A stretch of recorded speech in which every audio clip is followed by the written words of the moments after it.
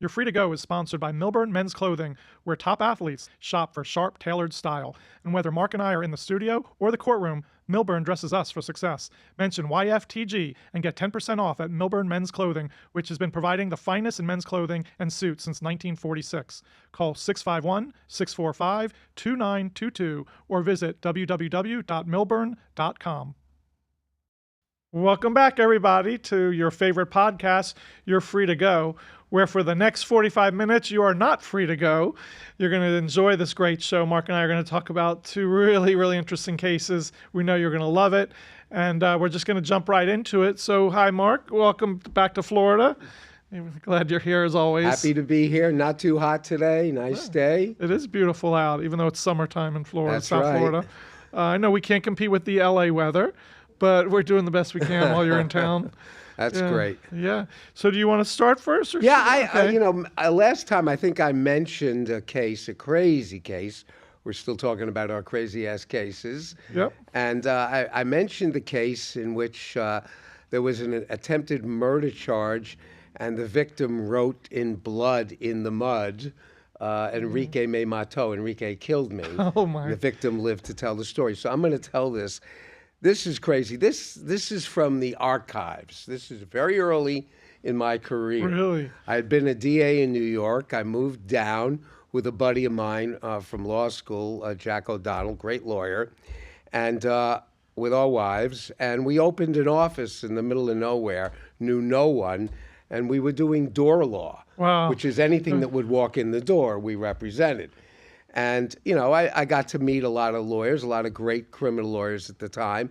And there was this one lawyer who had this case in Naples. Now, you got to remember, back then, Naples, Florida was kind of a sleepy, white bread, very conservative community. Yes, sir. Not like it is today. It's a great place today. But back then, it was that way. And he had this case, an attempted murder case, that he was representing a defendant, a Cuban-American fellow from Miami. And I guess he just felt the case was unwinnable. And I guess the client was giving him some trouble in terms of paying him. So it was a bad combination. Right. But you're a new lawyer starting New out. lawyer, I'll take anything. Right. And it's always interesting when you leave the government, like we both did, to start a private practice, how you get that first case or that second, how you really get up and running. Right. And I think that fear keeps a lot of people working at the government because they're Right. afraid, hey, I go in private practice, how am I going to bring business in? So once you get those first few cases, you start feeling a lot better. And you never know where it's going to come from. You never know where it's coming I always from. say I wake up every morning unemployed. Yes, we do. But in any event, what happened is I agreed to take on this case, and I got paid a certain amount of money down, and I was supposed to get the rest of the fee. And at the time, it was a decent fee. By today's standards, it wouldn't pay, at least in L.A., for a tank of gas. Right. So I traveled to Naples, and I meet my client who is in the jail there, and he's a fellow, and I'm going to use the name Enrique Sanchez. Enrique is a middle-aged Cuban-American living in Miami who at the time was co-owner of a gay nightclub along with another woman. And Enrique, according to the charges, had this young man who was living with him who was working at the nightclub, and he was from the Dominican Republic. And to keep him here in the United States, they arranged a phony marriage to his business partner, Gina. We'll call her Gina Lopez. And so he was technically married to Gina, so he was able to get his green card, this young fellow, Velasquez, we'll call him. And Velasquez, one day, is told by Enrique, we're going to go out in the Everglades to an abandoned jet port that's out there because a load of marijuana is being dropped. And we're going to pick it up and we're going to sell it. And we're all going to make money. And Velasquez said, sure, that sounds great. And they go out there with another fellow named Ernesto. And back then, that was probably pretty common, right? I mean, those types of drug and cocaine drops. It was in South Florida. South Florida was the place. It really was. It was the norm of we saw. Really? Yeah. loads were dropping out of the sky and coming in by boats All day long. all down day here. long. So anyway, what happened is they go out there, and when they get out of the car, this fellow Ernesto grabs Velasquez by the back, and from about 5 or 7 feet, according to the charges, Enrique is shooting at him with a pistol and hits him 5 times in the neck area and the upper chest. And they leave him for dead. They take his jewelry. You would think he would be dead, wouldn't Yeah, you? they That's leave a him lot of for dead. shots. And they take his jewelry, and they leave. Well, jurors always want to know a motive, even though we as defense attorneys don't, or the prosecutor, no one has to prove motive in the court of law. But jurors always like a motive. Do you? After Well, the working that motive, case, according to the government, was that there was a $2 million life insurance policy on this kid taken out by Gina as the wife. And then she was going to split that with my client. So they had 2 million reasons to kill this 2 guy. million reasons Wow. to kill that's this a good, guy. That's a motive. So in any event, what happens is, and they leave, it's starting to rain, and Velasquez is crawling in the mud, and he actually comes up to a fence. There's a fence by where this jetport was, abandoned jetport. Apparently they were going to build this big airport out there, and they never actually finished it.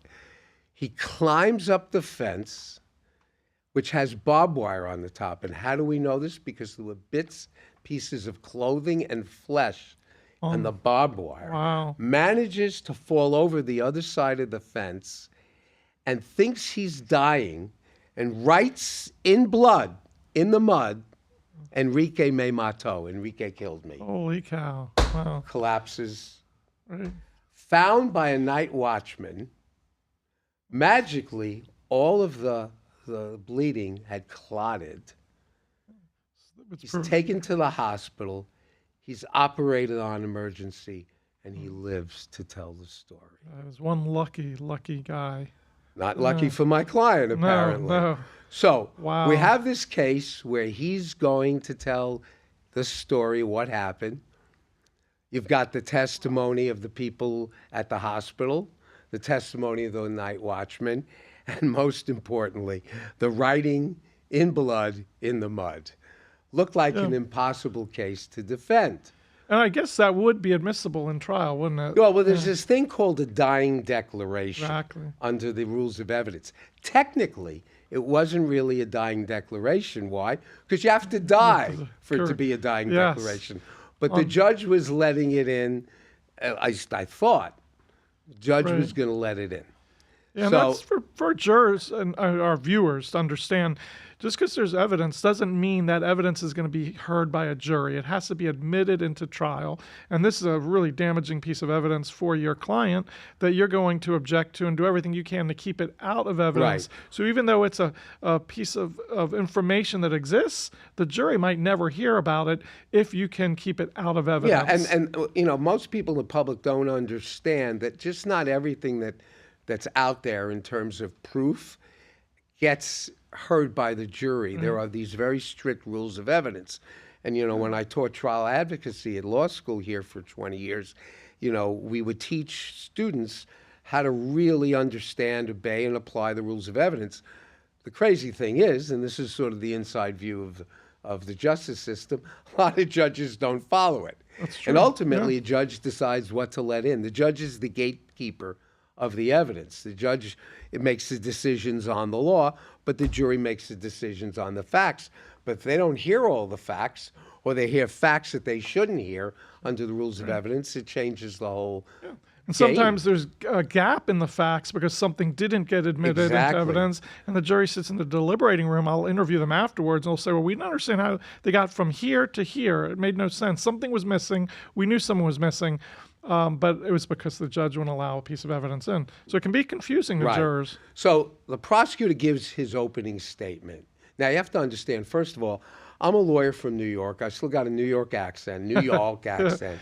I'm representing a Miami Cuban who's gay, all right, in Naples, Florida at this time, we were not the favorite pair. Sure, sure. How was your mindset? Because you had just come out of the DA's office thinking, because I remember when I transitioned from prosecutor to defense, there's a little bit of a transition that goes on there. Oh, sure. I remember walking up at the beginning of my first trial and I said, on behalf of the state, and I'm representing the defense at this point, but I'd had 200 jury trials as a prosecutor where I stood up and said on behalf of the state, and my client looked at me on the defense and my first case, like, what are you saying? Yeah, well, prosecutors, especially in federal court, U.S. attorneys a lot of time get up there, or, I represent the people of the United States of America. Yes. I represent the United States of America. And I like to combat that by getting up there and saying, I represent the people of the United States of America, all people who are wrongfully accused of crime. You're right. And, maybe in the next episode, we'll talk about these kind of funny things that happen in the courtroom. Right. Absolutely. I think that could be a good episode. I think our viewers would like that. Yeah, some embarrassing moments, too. Oh, yeah, there's a few of them. So anyway, after listening to the prosecutor's opening statement, I'm thinking to myself, I have a snowball's chance in hell in winning this case. This looks like Weekend at Bernie's, too. So what happens is I get up there, I do my opening statement, and a lot of times, people don't understand the opening statement that a lawyer makes, especially in a criminal case, is absolutely critical. Because jurors, there's this concept of what we call primacy and latency, which is they remember the first thing they hear and they remember the last thing they hear, and everything in between is mush. Yeah, and I was also taught by one of my professors was you say things 3 times in jury trial. The first time they hear it, Right. The second time they understand it, and the third time they remember it. And agree with it, hopefully. Yeah, hopefully on our side they Hopefully agree with us. it. So I get up there, I make my typical, opening statement in a case where you really don't think you have a great defense. And I talk about a reasonable doubt. And I'm going to attack the credibility of Velasquez. And I did have what I thought was a secret weapon. What's that? Well, as it turns out, Velasquez takes a stand. And of course, he's wearing literally a white suit. Mm-hmm. He looks like an angel. He's telling this story. Didn't Tony Montana from Scarface wear white suits? Yeah, but I think he so. didn't look like Scarface. He looked angelic. The jury was just listening intently. Wow. He sounded very believable. And then my first question to him on cross-examination is, isn't it true that you and Enrique were in love? That's a and great. He looks at me and he says, what, are you crazy, man? All of a sudden, the veneer of the angel. Now he's a street guy all of a sudden. What, are you crazy, man? I said, no, you were homosexual lovers. Now, my theory in bringing that out was that why would you kill your lover? Why would you attempt to kill your lover? Then Enrique, in fact, loved you. He took care of you. And every time I asked all of those questions, he kept denying it. And I said, so it's not true that you guys were in love. It's not true that he cared for you. It's not true that he took care of you, blah, blah, blah. Denied it all. So then I asked to approach the bench. And I said, Judge, I want to introduce a piece of evidence for what we call impeachment. I had a picture of both of them lying naked in bed in an embrace. That's pretty powerful. Yes. Powerful evidence. Prosecutor goes crazy, objecting, says, Judge, never turned that over to me under our reciprocal discovery. And I said, you're right, because it's impeachment. Once he denied, I now can attack his credibility. Right, and you had no obligation to turn it over because you didn't know he was going to lie on the stand. The judge very reluctantly agreed with me. Reluctantly. You have to understand, by the way, when I said we were not favored people there, the judge, up until that point in time, instead of calling me Mr. Nurek, was calling me Mr. Nurak. Interesting. On purpose. Yeah, right. I believe, because he hated me. All of a sudden, the judge calls me Mr. Nurek. That's when you knew he was ruling in your favor. Well, I knew he was going to rule in my favor. So he had to. It was classic. It was textbook. So I then show him the picture, and from that point on, he started falling apart. Wow. Good job. And then I pointed out that the whole thing made no sense. I said, you're telling this jury the story that somebody is shooting at you, and at the same time, his accomplice is standing behind you, holding you? Right. Doesn't make sense. Doesn't make How's sense. that possible? What happens if the bullets go through you? In Right. fact, didn't some of the bullets go through you?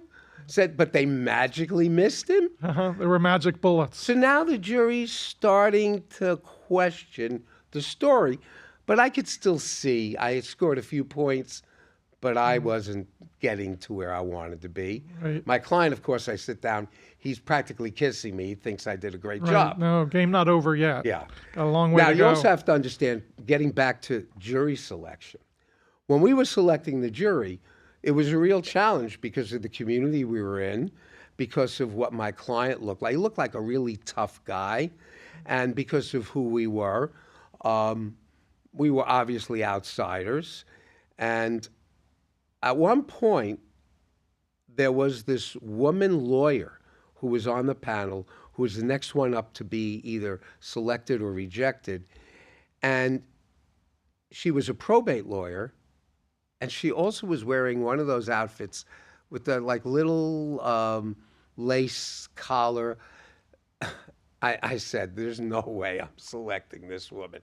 First of all, she'll be the foreperson of the jury. Secondly, she is the most conservative person I've ever seen dressed in a jury panel. My client says, keep her. I said, why? He says, she's gay. Oh. I said, what?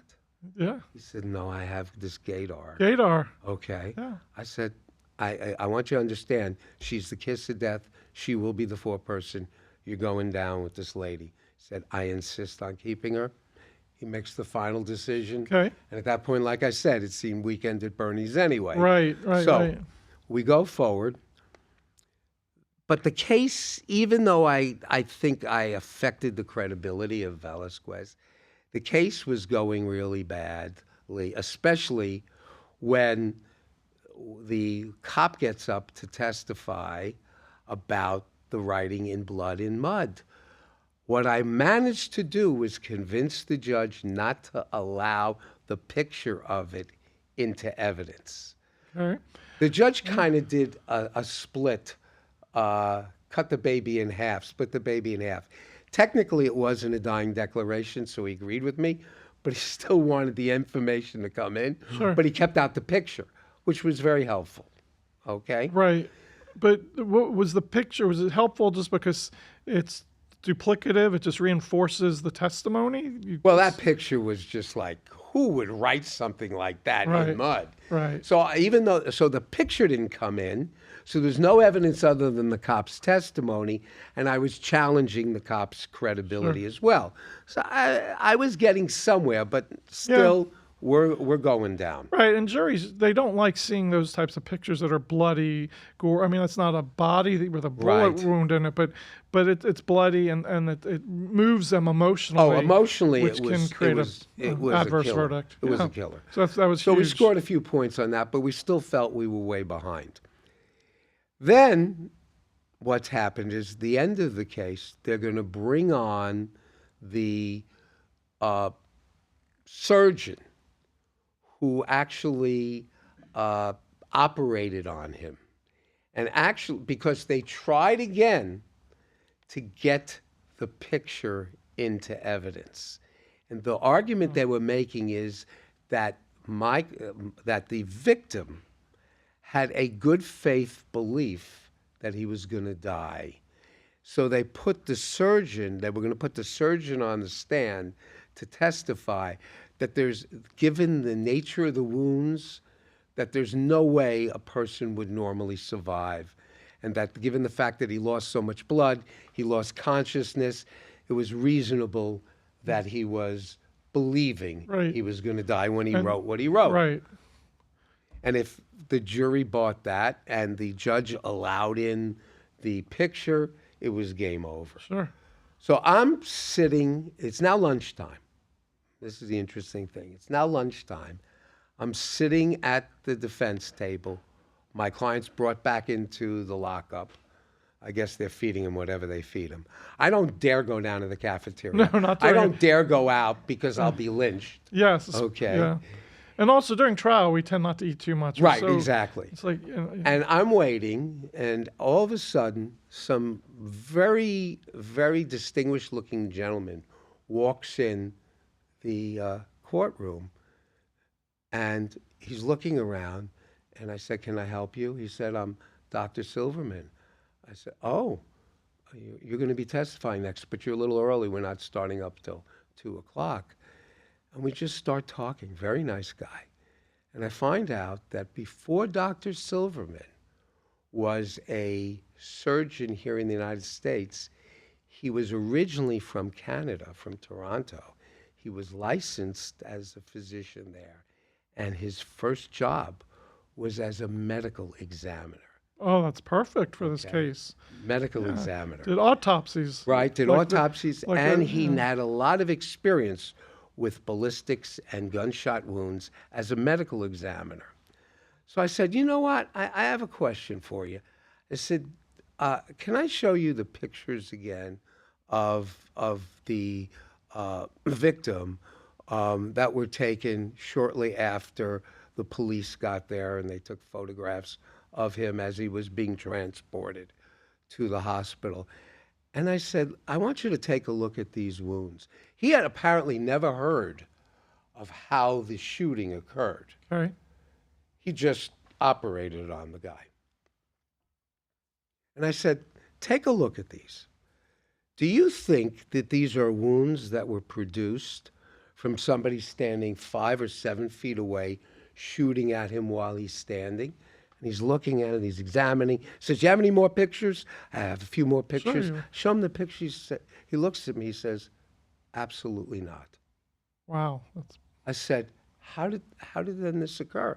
He said, "These are point blank gunshot wounds, and I'm convinced that the fellow was laying down and he was twisting his head while he was being shot." meaning possibly a setup, self-inflicted. What's he? Not sure. Not sure. Okay. But it's inconsistent with his story. different story Right. than Right. what Velasquez told And the just jury. to clarify, you're speaking right now to the government's witness, right? Right. Yeah. I'm it's allowed to. Of course. And he walked in the courtroom. Yeah. I never had an opportunity to depose him for whatever reason. I don't remember. In any event. And I think it's interesting for our viewers because not that we're in law school teaching anything here, but people think, are we allowed to talk to these? We are allowed to talk to witnesses. It sounds like he approached you. There are times in a trial during a break where we bump into a juror and we have an obligation to report that to the prosecutor and the judge. We can't talk to Right, jurors. that, hey, while we were in the elevator, we saw a juror. They wanted to say hello to us. We said hello and didn't go any further. We need to disclose that for 2 reasons. You don't want the juror to then think we're an asshole, excuse my French, and then just vote against us because they thought we were rude in the elevator. But also we need to disclose to the judge and prosecutor in case anyone else saw us and thinks, oh, there's something improper going on here. But we are allowed to talk to witnesses. Right. So and jurors. that was a great opportunity for you. A great opportunity. Just as a side note, because I have to tell this quick story about juror contact. I'm trying a case in federal court in West Palm Beach. This is back in the day before everything was digitized. I had 5 file boxes of documents, and I have them on a dolly, and I'm crossing the street from the parking lot to the federal courthouse, and they fall off and they all go down, and there are thousands of papers laying all over the road. My entire case file in disarray all over the road while heavy traffic is coming. Oh, my God. Turns out at the same time, the jurors who had parked in the same parking lot, a number of jurors were walking across, they saw that, and now they're helping me pick up all the documents. Hopefully they're peeking at some of the... They're picking up everything. exculpatory- It took about 10, 15 minutes. We just shoved it in the box. No organization, nothing. my God. And then I had to report it to the judge. That's right. And of course, there was nothing that was done untoward. Right. But the judge had to interview them to make sure they hadn't looked at anything and saw anything Right. that affected them Sure. or anything that they were able to remember that didn't Right. occur in evidence. Yeah, in like the you had case. 12 pages in there in big bold letters that said, not guilty, not guilty, not guilty. Right. You brainwashed Right, them. right, yeah. right. Yeah, it did say like 12 pages that said, not guilty, judge. So back to Dr. Silverman. So Dr. Silverman tells me this. I'm just like dumbfounded. I said, by the way, did the prosecutor ever ask you to look at these pictures? He said, no. I said, would you testify to this? He said, absolutely. It's the truth. Right. It's my opinion. I'm an expert. So they put Dr. Silverman on the stand. State attorney goes through Dr. Silverman's qualifications, and then he wants to have him declared as an expert. And as you know, in court, before the judge declares a witness as an expert witness, that they could give their expert opinion, the other side has an opportunity to question that witness, to challenge their qualifications. Right. Call that voir direing the witness. Right. You can't just put a medical doctor on the stand and say to the judge, we'd like him declared as an expert, because then the judge tells the jury that an expert, that their testimony holds more persuasive value and so forth. So you can't just say, oh, he's a doctor, he's an expert. They have to go through a whole colloquy of what his training is, how has he been published, what extra classes has he taught, has he, things like that. There's a whole litany of things they have to prove. And then the defense, like you said, gets to get up. So I get up there. And of course, the prosecutor's sitting there with a smile on his face, knowing I'm not going to get anywhere. But he doesn't know what I know. Right. So you're thinking I want him also expert as a forensic pathologist. Well, what I did, medical examiner. What I did was I started questioning him, and I then asked him about his background and brought up the fact that he was a medical examiner in Canada, an expert in ballistics. And meanwhile, the prosecutor's looking at me and the judge is looking at me like, what are you doing? You're making this guy even more of an expert, right? A state's witness. And now and the judge at one point says, Mr. Enrique, are you done?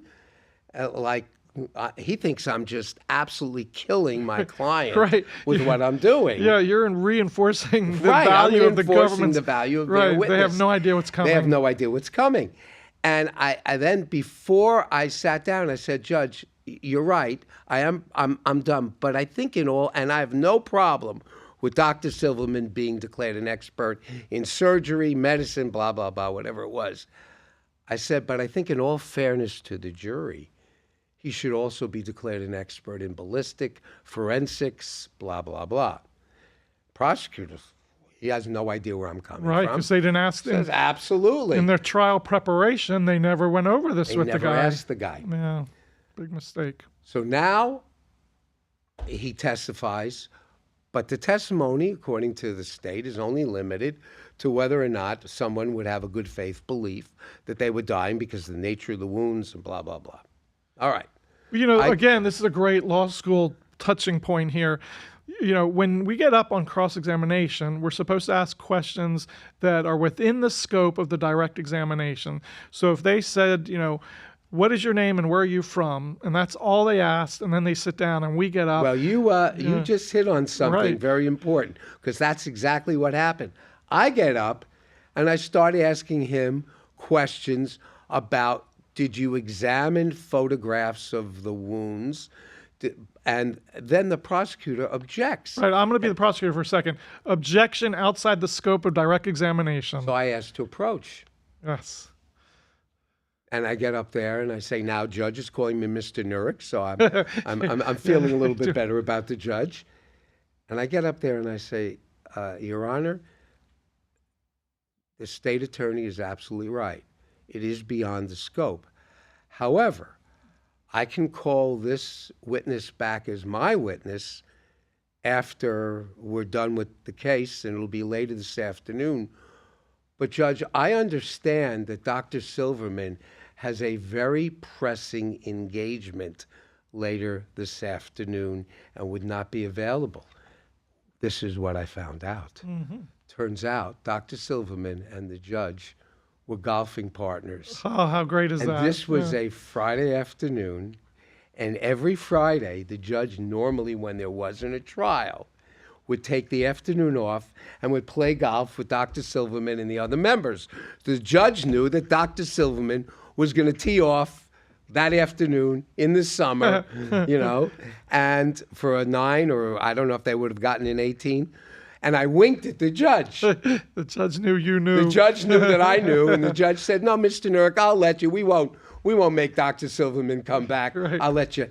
And then I proceeded to bring out his opinion about that the shooting didn't occur. I said, so if the victim tells the ladies and gentlemen of the jury that he was standing 5 feet away, somebody shot at him 5 times, Would that have produced these wounds? He said, absolutely not. So you're saying the victim's story is not accurate? He said, absolutely not. And I said, let me ask you one final question. Did the state attorney here, when they met with you originally, ever ask you that? Ever ask you to look at the pictures? Ever ask you whether or not you were a medical I examiner? really like that line of question, Mark, because the government, whether it's the police or the prosecutor, they do have a high duty. They need to do their job. They're putting someone on trial for murder or attempted murder in this case, and it destroys someone's life. They're allowed to do that, but not unless they do their job properly, competently, thoroughly, and clearly, in this case, they didn't. Yeah. And so I'm very glad you pointed that out. The jury will get upset with a prosecutor for not. Well, that was someone, my argument. Yeah. Basically, not only did I now destroy the credibility of Velasquez, now the jury's wondering, what kind of prosecution is this? Yes. They didn't even bother to check this out. They believed this fellow's story. And of course, that was my argument in closing argument. Now, before we did closing argument, this is a very interesting thing that happened. Up until that point in time, I had never been paid the rest of my fee. I'd gotten paid like $5,000. All right. And I'd gone back and forth a dozen times to Naples, was in trial for 3 or 4 days in Naples, almost a week. And now, right before closing argument, this big, huge fellow walks in the courtroom, walks up to me while we're in a break, scary looking guy. And he tells me he's a friend of Enrique's. And if Enrique walks, not only am I going to get paid my entire fee, I'm going to get a bonus of $25,000. Oh, wow. And that back then, that was a lot of money. Back then, plus you're just starting out as a Right. new lawyer, Oh, my private God. practice, you're married, you've got Well, yeah. it took the jury about 30 minutes to come back with a not guilty verdict. Fantastic. And I was riding high. Right. Yeah. My client was acquitted.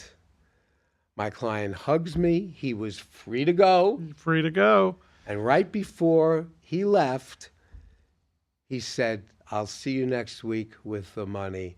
And my drive back on Alligator Alley across the state back to Fort Lauderdale that night I was just in seventh heaven. Right. I'd won my first big case. Love that. A case Yeah. that I absolutely expected to So- lose out of this fluke meeting with the medical examiner. Yeah. And now I'm going to get paid a lot of money. Well, a couple of days go by. Next week, nothing. I call him. I can't reach him on the phone. Another week goes by. Can't reach him on the phone. Finally, I get him on the phone. I say, Enrique, how about the fee? Right. I said, Saved listen, your you life. want to pay me a bonus? Great.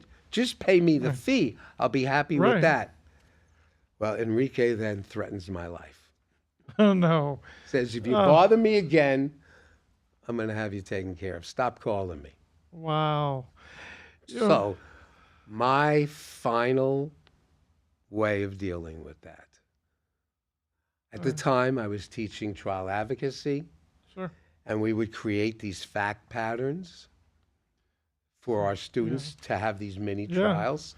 I turned the case of State versus Enrique Sanchez into a fact pattern that was not only being used at the school, it wound up, I used it for the National Institute of Trial Advocacy, Wow, where I that's was very also cool. teaching, and I used his real name. Screw him. Good. Good. Well, it was public record. Yep. Yeah. Wow, that's some story. Crazy case. Crazy case. When you talked about the guy coming up and offering you the bonus, I had that happen to me once, and I never heard from them again either. no. My client had like 40 people in the courtroom every day, and on every break, they were coming up to me saying how much I have to. You got to get him found not guilty. You got to get him found not guilty. We're going to take care of you forever. We're going to bonus you. We're going to send you millions of cases. Got the not guilty, and then never heard from any of those people ever again. So Just pay me my fee. You want to Right. give me a bonus? yeah, right. So did you get paid? What? Did you get paid your fee? No. No. I paid nothing. Just $5,000 up front? but a great result. Crazy. And a lesson learned, which is number one, never give up as a trial lawyer. Even in the darkest moments, you fight like hell. The other lesson was things sometimes happen unexpectedly. Somebody very wise once told me this.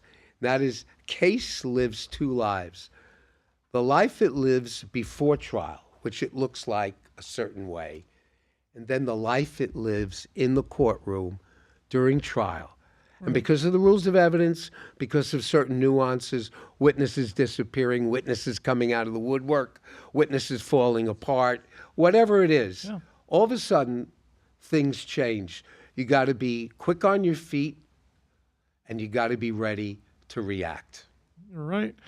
And you've got to be ready and prepared to hold the government to the requirements of our U.S. and state constitutions. They have to follow the rules. They have to do their job. And if they can't do their job and prove a defendant guilty beyond a reasonable doubt, then the jury must render a verdict of not guilty. That's right. And that's what happened in this case. I mean, the takeaway could be after that phone call with him that a guilty guy got off, right? He sounds like a bad guy. He threatened your life. I don't know what really happened. And in fact, that was my argument to the jury. We don't know how clearly he got shot. We don't know how he got shot. We don't know why he got shot. But what we do know is his story doesn't make sense. Right. It's not a true story. He made it up, and we know that he's a liar. So, ladies and gentlemen, that's enough for reasonable doubt. You don't have to be convinced of my client's innocence. You just have to be convinced beyond a reasonable doubt of his guilt, and the evidence isn't there. Right. That's what people always think you're found innocent. No, there's no verdict of innocent. It's verdict of not guilty or guilty. That's it. And if it's not guilty, it's because it wasn't guilty beyond a reasonable doubt. And sometimes jurors, in cases where there's a horrible crime, I remember when I prosecuted murder cases with a horrible crime, jurors, they have a hard time, accepting the fact that they may let somebody off or may let them go free when such a horrible crime occurred. But at the same time, you've got to reinforce to them that, if the evidence isn't there, they have to acquit. Right. That's their legal obligation. That's their legal obligation. Yeah. You're Free to Go is sponsored by Lang Realty, South Florida's premier residential real estate broker. Whether you're buying, selling, or renting a home or condo, Lang's experienced realtors are standing by ready to help you. Contact one of Lang's top realtors today at 561-703-2427. So you must have some. Well, I know you had a crazy case. I have a fun, crazy case. It's fun. There's no, attempted murder is not involved in this one. I could fill a full episode, but I'm gonna we've been talking for a while about this really fascinating case. So I'll go through it kind of quickly. It's about a jewelry heist. So there's a group that's been going around the country for like 5 years, and they've been hitting the highest end jewelry stores: Harry Winston, Cartier, Tiffany. They've hit Los Angeles, New York City, Miami, Palm Beach, Worth Avenue. All the top for years. They've been going on 5 years. The feds, local authorities, state agencies are all trying to chase this crew. And they believe what they're doing is they're going in, doing the burglary or the robbery of these jewelry stores, and then they're immediately leaving town, like immediately after the jewelry heist. And they just can't catch them. So the way this heist worked is that insurance companies require jewelry stores to take all the jewelry out of the windows at night and lock it up in their safes, right? Those big vaults that they have. But during the daytime, the jewelry gets put back in the glass windows. So people on the sidewalk driving by, they can see all the beautiful jewelry. Well, what this group did was in the middle of the night, they would go up to all those jewelry stores, and around the glass window, they would take out the caulking that held the glass into the window. They would pull out all the rubber caulking. They'd put the glass back, and actually they don't remove the glass, they just take out the caulking.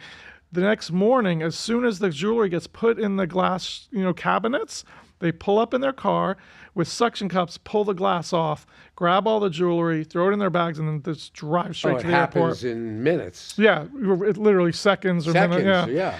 Nowadays, this was about probably 9-10 years ago when I handled this case. nowadays it'd probably be harder because there's cameras everywhere, right? Right. The whole world is on a camera. But they were doing it in the middle of the night. There weren't as many cameras, and they were really successful stealing. We're talking each heist was $1 million to $5 million in jewelry. Wow. Big money jewelry. Well, they made a cardinal mistake. When they were in Las Vegas, they did this at one of the jewelry stores, and they're running from the jewelry store to the airport. And on the way to the airport, they decided to go old school. And what they did was there was a jewelry store in between the place they just robbed and the airport. Like, hey, let's just run through that one real quick, do the old heist. One of the guys ran in, said, it's my 30th birthday. I want to get a nice Rolex. So he put a Rolex on his hand, on his wrist. He's looking at it, and he runs out of the store, hops in the car, my God. keeps going. Problem is, because they weren't from Las Vegas, they didn't realize that between that store, which was like a mom and pop store, it wasn't a big fancy Tiffany, mom and pop store, they didn't realize that there was a police department like 2 blocks away between that store and on their way to the airport.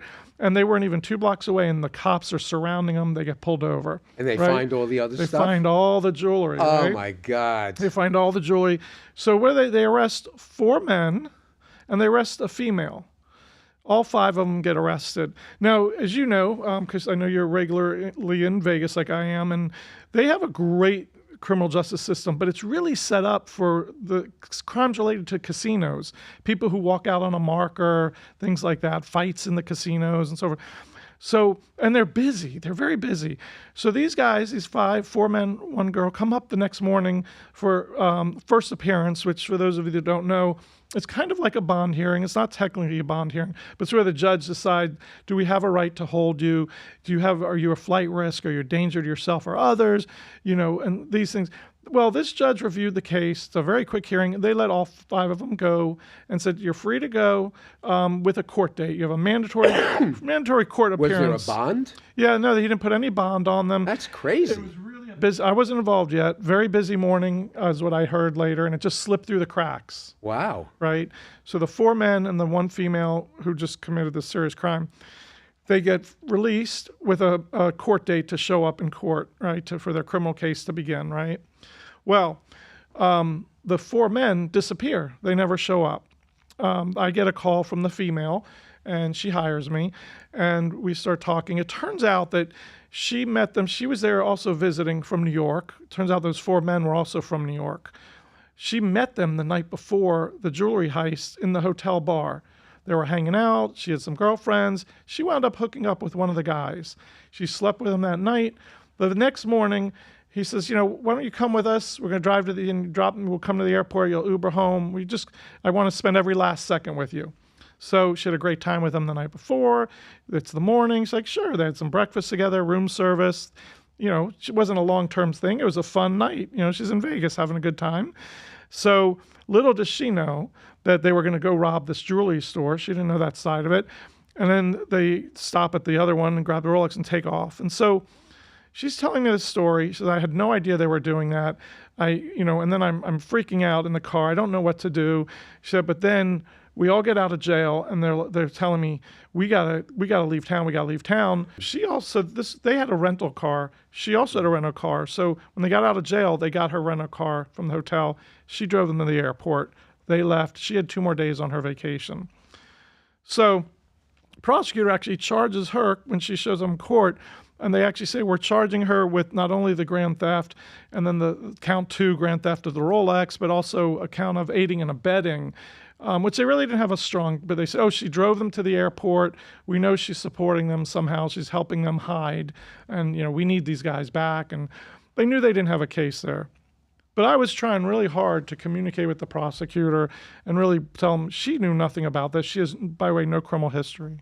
But they just weren't available. They were so busy. They had over 400 cases, this prosecutor, and they didn't have the time of day. And this judge got us to trial in about 12 months, and I couldn't really get an opportunity to speak with the prosecutor. So we get to opening statements, and it's the first time the prosecutor really focuses on this case. And they hear what I just shared with you and our viewers, and they hear she has no prior criminal record and so forth. And And the prosecutor, their jaw really just dropped. They had no idea, that this woman had really no role in this whatsoever, and that we had witnesses I mentioned during opening. By the way, you mentioned opening statement earlier. It's important for people to realize that there's a difference between opening statement and closing argument. Right. With the key word being statement and argument. Opening statement, we can't be argumentative, exactly, because we can't be argumentative because there's been no evidence presented yet. We're just allowed to give a roadmap of what we think the evidence is going to show. Which, by the way, is the technique that I used to teach my students. You frame everything. You will hear, the evidence will show. Even you can almost frame an argument within those words. The evidence will show that the defendant did not have any intent because of blah, blah, blah, blah, blah. Right. So, Yeah. but you've got to do that because Yeah. judges will shut you down if you get too argumentative. Right. And then in closing, we can be very argumentative as Yes. long as we're tying the evidence that was admitted into evidence Right. with the testimony and so forth. So we get into this opening statement. And by the way, jury is sworn in, which means double jeopardy now attaches. So people know double jeopardy. You can't be tried for the same thing twice and so forth. And I give this opening statement that clearly shows that my client was not involved in this knowingly, right? So the prosecutor, after opening statement, asks the judge for a recess. Judge grants it. So the jury is asked to leave the courtroom. Prosecutor says to me, wow, I had no idea. So I've been trying to reach you for 12 months to discuss this with you. They said, I'll tell you what. We got all the jewelry back, but we did not get that Rolex back.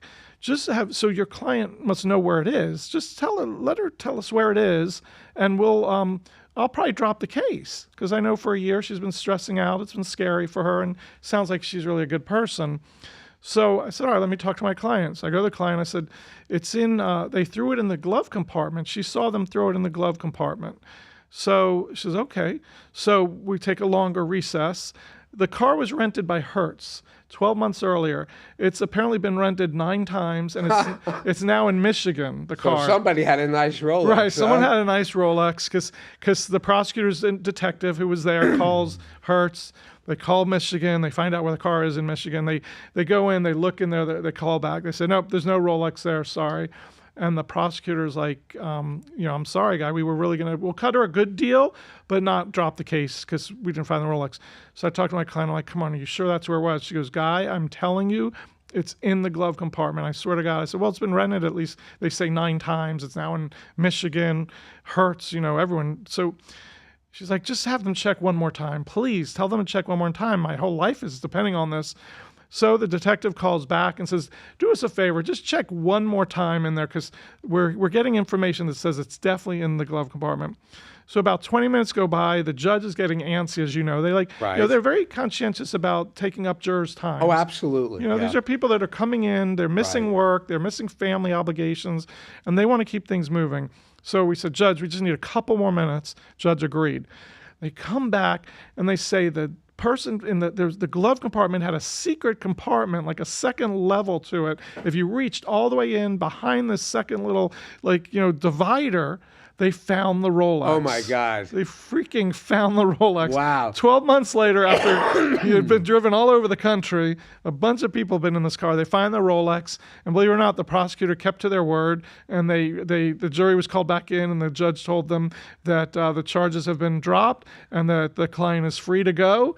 And it was happy ever after for my client. I heard from her about 2 years later. She was doing well, but she was calling just to thank me, and because her life would have been so different. I hope she got more careful of who she met in a bar. Well, she went out there with the attitude that what happens in Vegas never happens. They say what happens in Vegas stays in Vegas, but she had this attitude: what happens in Vegas never happened. So, that's a great story. We expunged the case, so it came off of her record. So I guess that there is truth to that. It never happened. What happened in Vegas never happened for her because it's now expunged. Wow. Yeah, but it was a fun case, and I enjoyed it, and she deserved that outcome. She really did. I think she stressed a lot for a year, and the prosecutor recognized that was enough punishment. That was a great outcome. Yeah. It's interesting because a lot of times clients will tell you a story, and you even try to sell that to the prosecutor.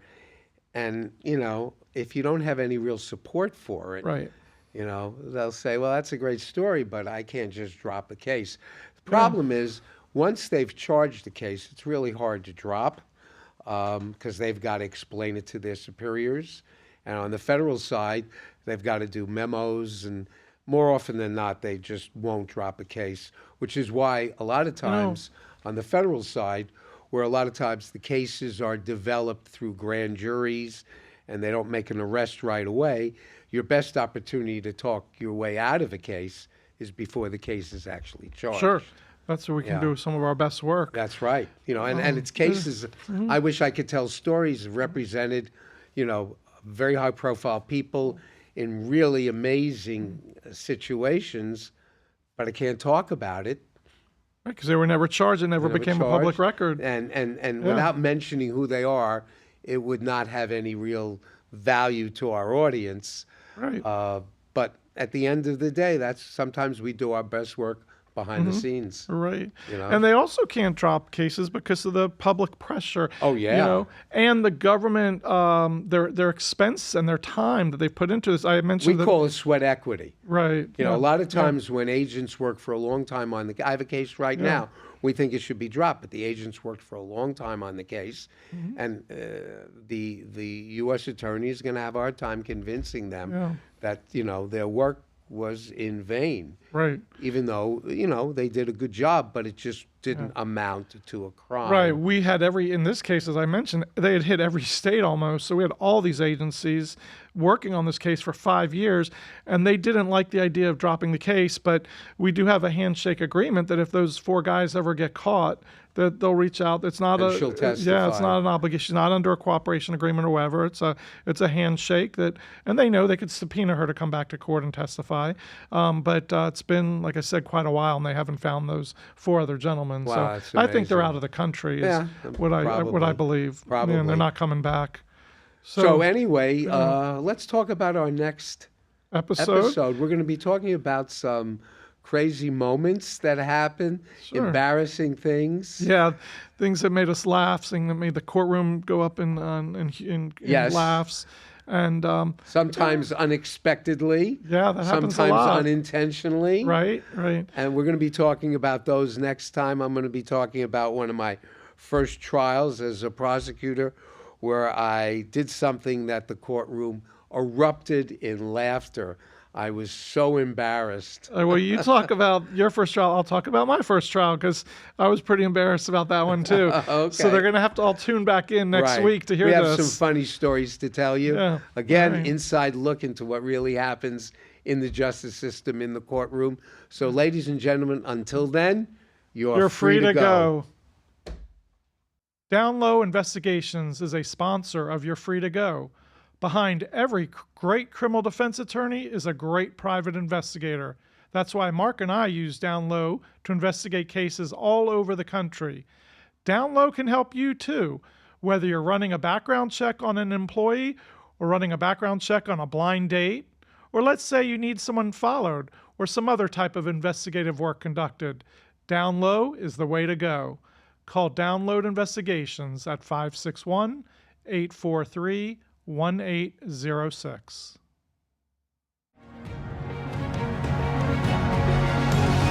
Everything expressed and discussed in this episode are the opinions and experiences of attorneys Guy Fromston and Marc and their guests. All ethical rules are complied with.